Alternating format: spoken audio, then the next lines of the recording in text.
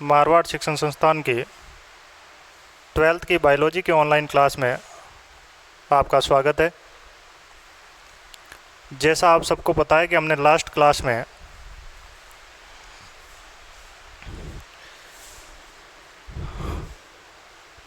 पराग कोश के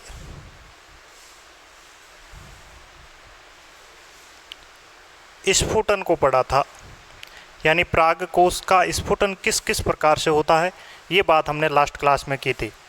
last class में पराग कोश के स्फुटन की बात करूं तो 4 मुख्यतः प्रकार पढ़े थे हमने। पहला था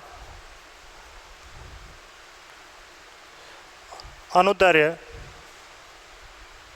स्फुटन, दूसरा जो हमने पढ़ा था अनुप्रस्थ स्फुटन, थर्ड जो हमने पढ़ा था कपाटीय स्फुटन,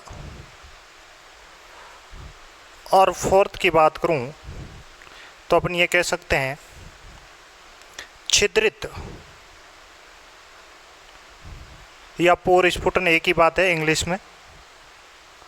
ये 4 प्रकार पढ़े थे स्फुटन को लेकर। यहाँ तक की बात मेरे हिसाब से आप सबको क्लियर होगी। आगे की बात हम करते हैं और नई हेडिंग जो अपनी बनेगी वो है नर युग्मोद्भिद। नर युग्मोद्भिद, कई बार ये क्वेश्चन भी पूछा जा सकता है कि नर युग्मोद्भिद कहा किसे जाता है। जैसा आप सब जानते हैं कि हमने हेडिंग में जो यूनिट की जो मेन हेडिंग थी उसमें नर व मादा युग्मोद्भिद की संरचना और परिवर्तन या विकास की बात कर रहे थे। लेकिन आपसे ये पूछ ले नर युग्मोद्भिद किसे कहा जाता है, तो अंकुरित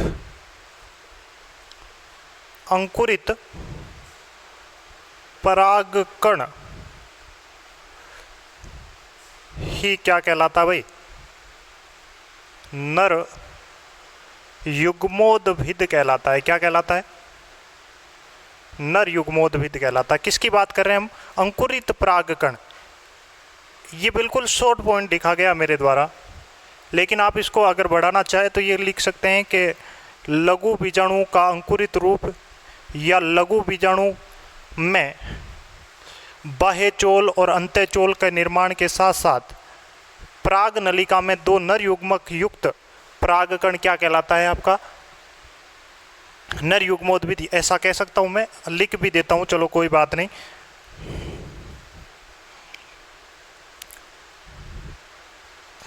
पराग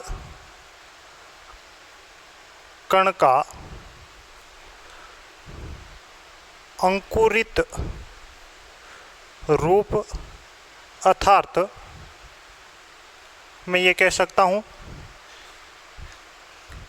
पराग नलिका में पोलन ट्यूब, पराग नलिका में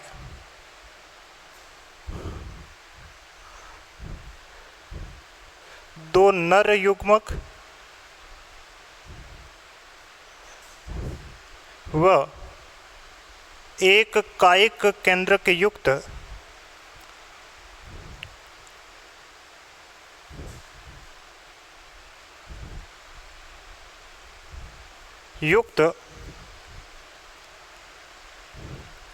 संरचना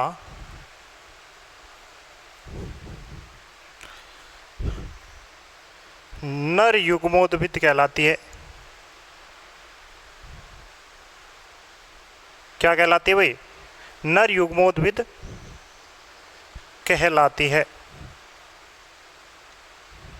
क्लियर है? जैसा आप सबको पता होगा कि पीछे हमने ये बात की थी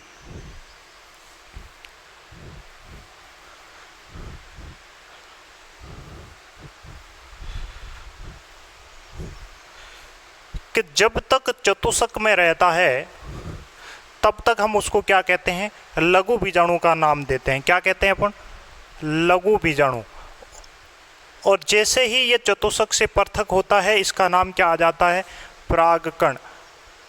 और परागकण की स्ट्रक्चर मैंने बताई थी कि सामान्यतः ये कैसा होता है, गोल आकृति का होता है।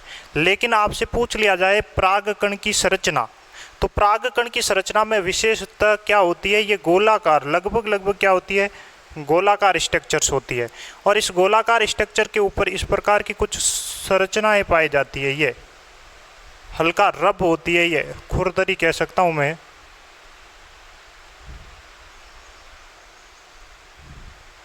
ये इस प्रकार की कोई स्ट्रक्चर्स होती है।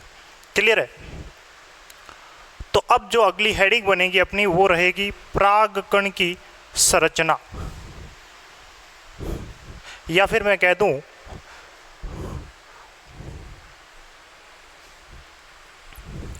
हेडिंग लगा लेते हैं अपन परागकण की संरचना को लेकर। तो लिखिएगा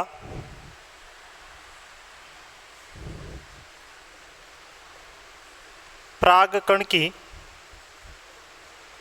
संरचना, स्ट्रक्चर ऑफ पोलन ग्रेन।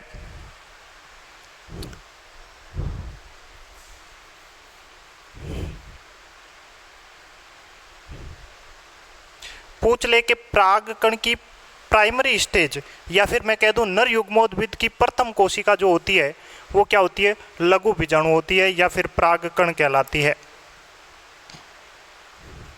नर युग्मोद्भिद की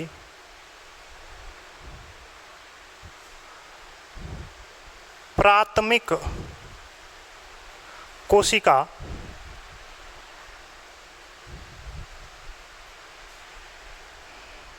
लघु बीजाणु, या फिर मैं कह दूं परागकण होती है। दूसरी बात, अगर विशेषताओं के साथ बात करूं तो इसकी दूसरी विशेषता ये कह सकता हूं कि परागकण कैसा होता है भाई, गोलाकार होता है। इसकी स्ट्रक्चर कैसी होती है भाई, गोलाकार होती है। इससे आगे की बात करूं तो ये एक केंद्रकीय होता है।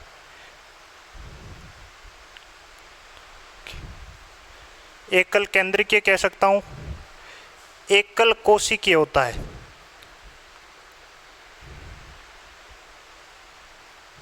एकल केंद्रकीय और एकल कोशिकीय होता है। क्लियर है। इसके आवरण में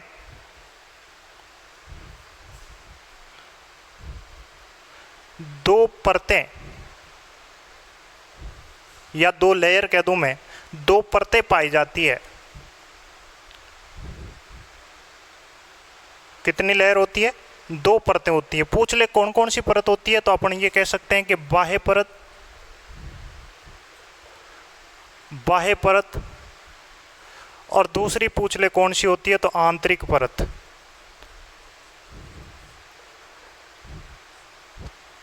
तो बात आती है बाह्य परत के बारे में। तो बाह्य परत की बात करूं तो बाह्य परत का जो निर्माण होता है वो होता है पेक्टोसेल्यूलोज से। सॉरी, बाह्य परत का पेक्टोसेल्यूलोज से नहीं होता है। आंतरिक परत का जो निर्माण होता है वो क्या होता है, पेक्टोसेल्यूलोज से होता है। किससे होता है, पेक्टोसेल्यूलोज से। क्लियर है। जबकि बाह्य परत का जो निर्माण होता है वो किससे होता है भाई, स्पोरोपोलेनिन।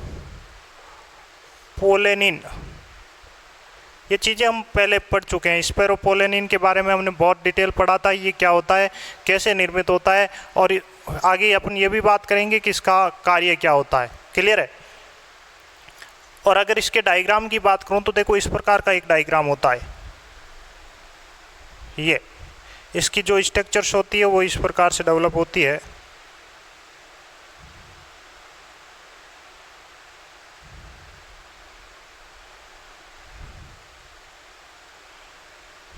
ये जो भाग है ये तो कहलाता है बाह्य परत। क्या कहलाता है, बाह्य परत। और ये जो होती है वो क्या होती है, आंतरिक परत होती है। क्लियर है? और ये न्यूक्लियस है। अभी मैं केवल परागकण की बात कर रहा हूँ, ना कि नर युग्मोद्भिद की। केवल किसकी बात कर रहा हूँ? परागकण की। परागकण ही किस में कन्वर्ट होता है? मेल गैमेटोफाइट में कन्वर्ट होता है। क्लियर है? चीज़ें समझ में आ गई होगी कि नर युग्मोद्भिद क्या है। नर युग्मोद्भिद की प्रथम कोशिका होती है वो लघु बीजाणु या परागकण होती है। अपन किसकी बात कर रहे हैं? परागकण की स्ट्रक्चर। परागकण क्या होता है? गोलाकार संरचना होती है, एक केंद्रीय होती है, एकल कोशिकीय होता है और संगन जीवद्रव्य होता है। क्या होता है? संगन जीवद्रव्य। जो फ्लूइड होता है या कोशिका द्रव्य जो होता है वो संगन प्रवृत्ति का पाया जाता है। इसके आवरण में दो प्रकार की परत पाई जाती है, एक तो आउटर स्टेक लेयर और एक इनर लेयर। आउटर लेयर होती है वो स्पोरोपोलेनिन केमिकल से बनी होती है और इनर लेयर जो होती है वो पेक्टोसेल्यूलोज से बनी होती है। क्लियर है? अब बात करता हूँ मैं आगे की। ये जो दो लेयर बात की मैंने, इनमें सबसे पहले मैं बाहरी लेयर की बात करता हूँ, बाह्य परत की।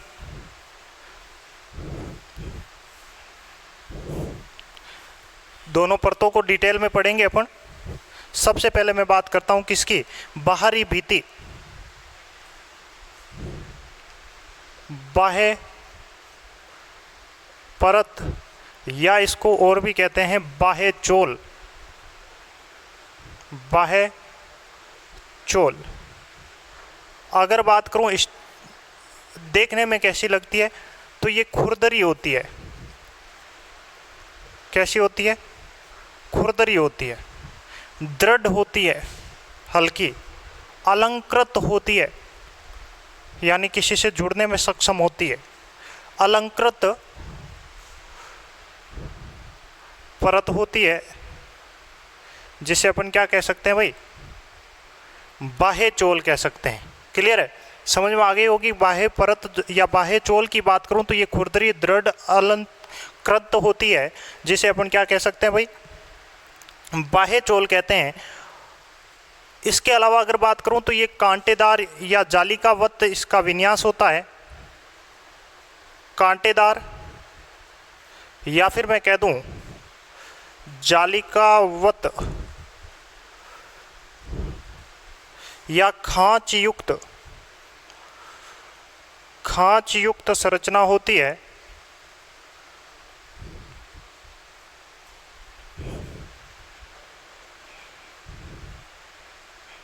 इससे आगे की बात करूं तो इसका निर्माण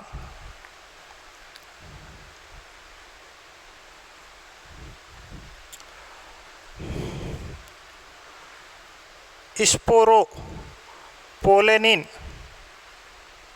और याद होगा आपने बात की थी ग्रंथिल या स्रावी टेपिटम को लेकर, और उसमें स्पोरोपोलेनिन यूपिस्काई में जब कन्वर्ट होता है, उस स्पोरोपोलेनिन की बात कर रहा हूं। तो इसका निर्माण स्पोरोपोलेनिन नामक या स्पोरोपोलेनिन के द्वारा होता है। ज़्यादा थ्योरी नहीं बनाए अपन, स्पोरोपोलेनिन के द्वारा होता है। मेरे हिसाब से ये बातें समझ में आ रही होगी। बाह्य चोल की बात कर रहा हूँ मैं, कैसी होती है? खुरदरी होती है, दृढ़ होती है, अलंकृत होती है, कांटेदार जालिकावर्त खांच युक्त संरचना है। इसका निर्माण जो बात करूँ तो स्पोरोपोलेनिन नामक पदार्थ के द्वारा होता है। ये बातें आपकी क्लियर हो गई होगी। स्पोरोपोलेनिन पदार्थ कहाँ से निर्मित होता है? यह आपको एक प्रकार का विशेष रसायन है। और कहाँ से निर्मित होता है? टेपिटम के द्वारा निर्मित हो रहा है। टेपिटम में क्या होती है भाई? टेपिटम में जो हमने बात की थी किसकी? ग्रंथिल टेपिटम की। और ग्रंथिल टेपिटम में स्पोरोपोलेनिन का जमाव होने से यूबिस्काई में जो कन्वर्टेशन होता है, और उस कन्वर्टेशन के आधार पर इसका निर्माण होता है बाह्य चोल का। अब बात करूं सेकंड जो थी वो क्या है? अंत्यचोल है। अंत्यचोल की बात करूं तो अंत्यचोल में क्या होता भाई? दूसरी बात किसकी कर रहा हूं मैं? अंत्यचोल। क्लियर है? जस्ट इससे कंपैरिजन पूछ ले आपसे बाह्य और अंत्य में, तो ये कैसी है? खुरदरी, और ये कैसी होती है? चिकनी, लचीली,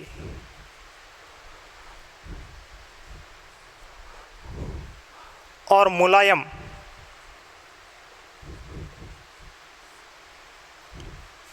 परत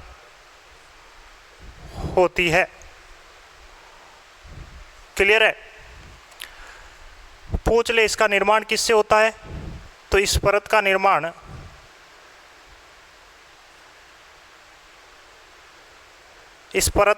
किससे होता है भाई? पेक्टोसेल्यूलोज से होता है। किससे होता है? पेक्टोसेल्यूलोज। किससे निर्मित होती है ये? पेक्टोसेल्यूलोज से। दोनों चीजें मेरे हिसाब से आपकी क्लियर में आ गई होगी। अंत्यचोल भी कहते हैं इसको, थोड़ा ध्यान रखना, आंतरिक परत या अंत्यचोल। आगे जो बात करता हूँ, देखिएगा हमने जो बाह्य चोल के बारे में बात की है, बाह्य चोल में जो खुरदरी चोल थी, या फिर मैं कहता हूँ इसमें स्पोरोपोलेनिन नामक एक पदार्थ पाया जाता है। तो आपसे कोई ये क्वेश्चन पुटअप कर सकता है कि स्पोरोपोलेनिन जो पदार्थ होता है उसका कार्य क्या है, क्योंकि सबसे बाहर की ओर है, और स्पोरोपोलेनिन जो पदार्थ है उसका फंक्शन क्या है, अगर आपसे ये क्वेश्चन पूछ ले। हालांकि ये कंपटीशन लेवल के एग्जाम में बातें की जाती है और कुछ छोटे क्वेश्चनों के रूप में बोर्ड में भी इसे पुटअप किया जा सकता है 1 नंबर के क्वेश्चन के रूप में। तो आपसे पूछ ले स्पोरोपोलेनिन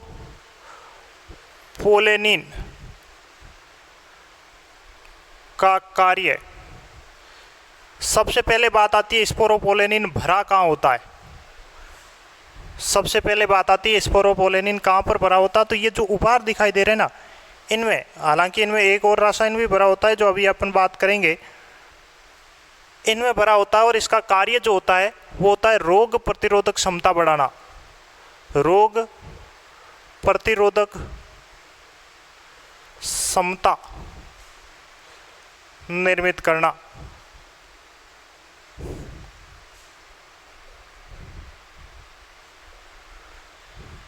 क्योंकि बाह्य आवरण पर पाई जाती है, और बाह्य आवरण में स्पोरोपोलेनिन की ये विशेषता होती है कि ये जैविक और भौतिक दोनों रूप से इसको क्या नहीं किया जा सकता, अपघटित नहीं किया जा सकता। और जब जैविक और भौतिक दोनों रूपों से अगर इसे अपघटित नहीं किया जाएगा तो वो क्या करेगा,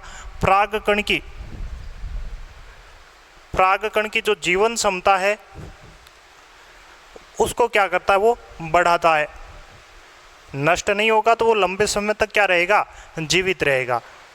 या मैं ऐसा कह सकता हूं कि स्पोरोपोलेनिन पदार्थ की उपस्थिति के कारण परागकण का भौतिक, या फिर मैं कहता हूं स्पोरोपोलेनिन का भौतिक व जैविक रूप से, दोनों रूप से बात कर रहा हूं। भौतिक का मतलब किसी प्रेशर के द्वारा, और जैविक यानी किसी जीव के द्वारा इसका क्या नहीं किया जा सकता, अपघटन नहीं किया जा सकता। और जब इसका अपघटन नहीं होगा तो इसके अंतर्गत पाए जाने वाले जो मेल गैमेटिफाइट है वो क्या नहीं होंगे, नष्ट नहीं होंगे, और ये लंबे समय तक क्या रह सकता है, स्थिर रह सकता है। ये बात थी आपके स्पोरोपोलेनिन की। मेरे हिसाब से समझ में आ गई होगी ये बात। अब होता क्या है कि जो ऊपर वाला छिद्र होता है, बाह्य भित्ति, ये जो इसकी भाग होती है, इसमें क्या होता है भाई, छिद्र पाए जाते हैं। इनमें क्या पाए जाते हैं, छिद्र पाए जाते हैं। तो सामान्यतः होता क्या है, या लैंग्वेज में लिखें तो अपन ऐसा लिख सकते हैं कि परागकण की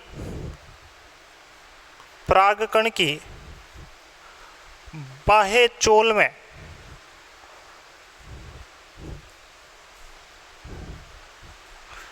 छिद्र पाए जाते हैं।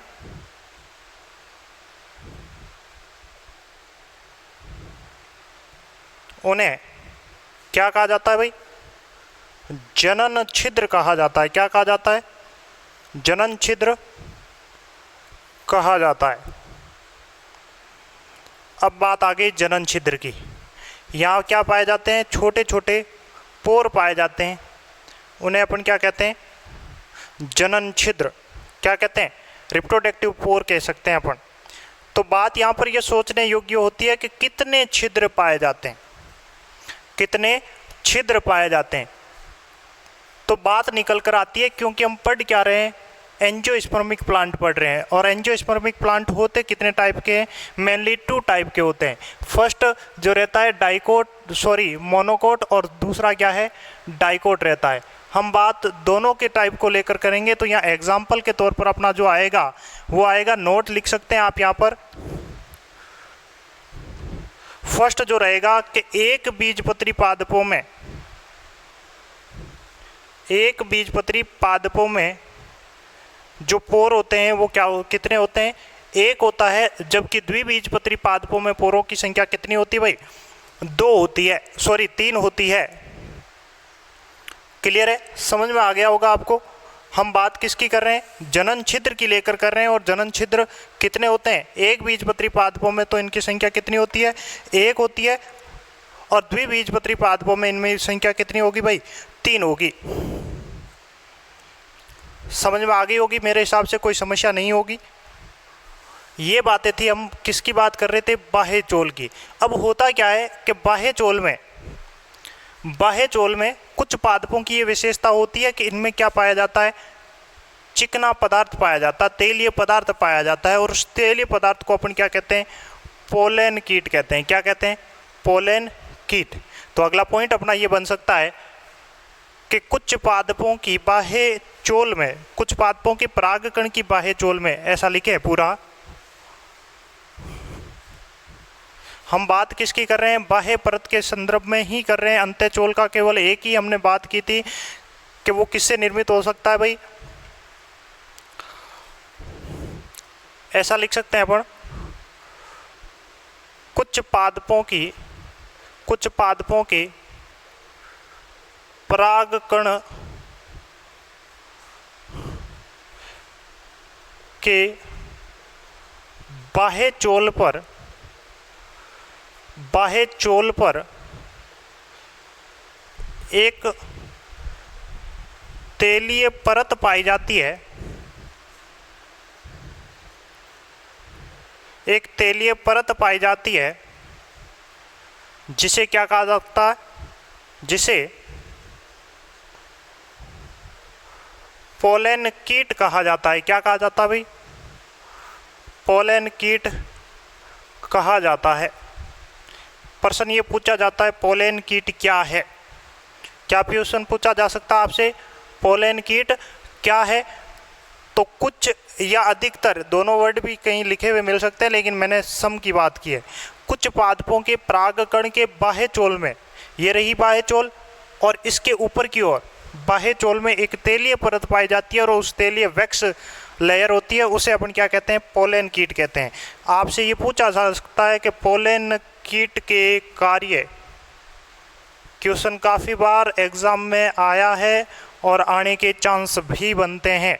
पोलन कीट के कार्य, पहला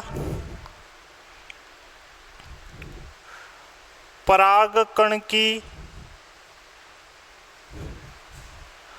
सतह को, या बाह्य सतह को, एक ही बात है, सतह को चिकना या चिपचिपा बनाना। फर्स्ट जो फंक्शन रहता है वो क्या है, परागकण की सतह को चिकना या चिपचिपा बनाना। दूसरा जो कार्य रहेगा, ये जो विशिष्ट गंध देखते हैं अपन परागकणों में, किसी परागकण की बात करें जिससे क्या होती है, गंध के कारण कोई जीव या फिर मैं कह दूं कि कीट उसकी ओर आकर्षित होते हैं, तो वो जो विशेष गंध होती है वो इसी पोलन कीट के कारण होती है। तो परागकण में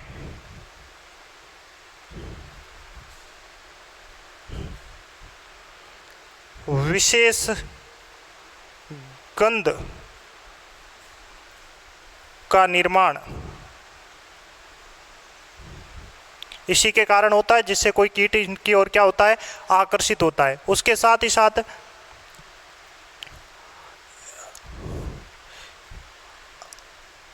मैं बात करूं तो तीसरा, जो कई बार अपने से ये भी पूछा जा सकता है कि पोलन कीट का निर्माण किसके द्वारा होता है। तो यहाँ पर बात क्या आ रही है, तेलीय परत की बात आ रही है। और तेलीय परत हमने जो पीछे पढ़ी थी, आपको याद होगा, किसके द्वारा थी तेलीय परत। तेलीय परत अपने थी, याद हो तो देखो, हम बात टेपिटम की थी, और टेपिटम में हमने क्या पढ़ा था भाई, 2 प्रकार की टेपिटम। फर्स्ट थी अमीबीय, इसके बारे में हमने केवल इतना ही पढ़ा है कि ये केवल पोषण प्रदान करती है। सेकंड हमने पढ़ी थी ग्रंथिल टेपिटम, और ग्रंथिल टेपिटम में ये स्पष्ट किया था आपके साथ मैंने कि ग्रंथिल टेपिटम में होता क्या है कि बाह्य परत पर किसी विशेष प्रकार की वसा का जमा हो जाता है, और जब वसा जमत हो जाती है तो उसे अपन क्या कहते हैं, प्रोयूबिस काई कहते हैं। क्या कहते हैं, प्रोयूबिस काई। और यहाँ पर भी क्या बात आ रही है, फैट की तो बात आ रही है। तो ये इसका निर्माण किसके द्वारा होता है भाई, अगर पूछ ले पोलन कीट का निर्माण या पोलन कीट के निर्माण में कौन सहायक है? तो याद रहे आपको ग्रंथिल टेपिटम सहायक होती है। कौन सी होती है? ग्रंथिल टेपिटम होती है, जो पोलन कीट के निर्माण में क्या करती है? महत्वपूर्ण भूमिका अदा करती है। आगे की बात करूं तो अपन लिख सकते हैं कार्य में कि परागकणों में विशेष गंध का निर्माण करना, जिससे क्या होते हैं भाई, कोई कीट क्या होते हैं, जिससे कीट क्या होते हैं, पादपों की या पुष्पों की ओर क्या होते हैं, आकर्षित होते हैं।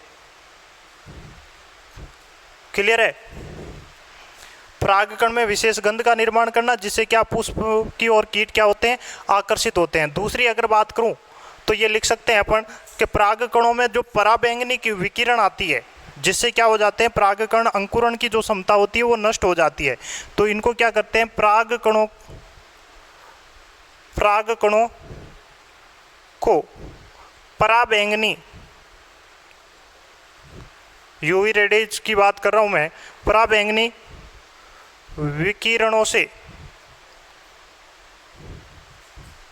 सुरक्षा प्रदान करना, प्रोटेक्ट करती है। किससे? यूवी रेजेस से। अल्ट्रावायलेट के साथ साथ एक्सरे किरणें जो भी होती है किरणें, इन सभी से क्या करता है, प्रोटेक्ट करता है। हम बात किसकी कर रहे हैं? पोलन कीट की कर रहे हैं। मेरे हिसाब से ये बातें आपको समझ में आ गई होगी। किसी कीट की सतह पर अगर कोई परागकण चिपकता है, जैसे हमने कई बार देखा है कि हमारे एलर्जी परागकणों के द्वारा होती है, वो भी क्या एक प्रकार का पोलन कीट का ही रूप है। और ये पोलन कीट का जो संश्लेषित भाग होता है वो कहाँ भरा रहता है? तो ये देखो, परागकण की जो ऊपरी और ये खांच या छिद्र जो होते हैं, इन छिद्रों में ये सारा मटेरियल वैक्स भरा रहता है। और ये क्या करता है कि किसी भी प्लांट की जो स्त्री केसर के वर्तिकाग्र है वहाँ पर तक इसको चिपकाए रखना, और वहाँ पर अंकुरित होने के लिए एक एटमॉस्फेयर डेवलप करने के लिए क्या करता है, पोलन कीट उत्तरदायी होता है। मेरे हिसाब से ये बात आपके समझ में आई होगी। आज के लिए इतना ही, धन्यवाद।